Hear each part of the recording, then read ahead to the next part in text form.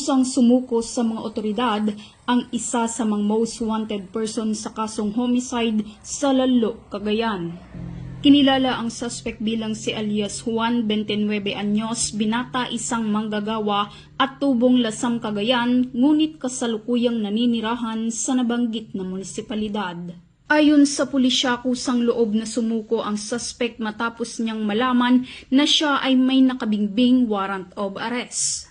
Agad namang inihain ng PNP Lalo ang warrant server ng nasabing warrant of arrest na may kaugnay sa homicide Artikulo 249 ng Revised Penal Code na may inirekomendang piyansa na nagkakahalaga ng 250,000 piso. Ipinaalala rin sa suspect ang kanyang mga karapatang konstitusyonal alinsunod sa Miranda Doctrine. Sa kasalukuyan, nasa kustodiyan ng Lalo Police Station ang akusado para sa kukulang dokumentasyon bago ito ilipat sa korte na may jurisdiksyon sa kaso. Mula dito sa Lambak ng Cagayan, ako ang inyong Police News Network Correspondent, Patrolwoman Wendy Rumbawa, alagad ng batas, tagataguyod ng Balitang Pulis.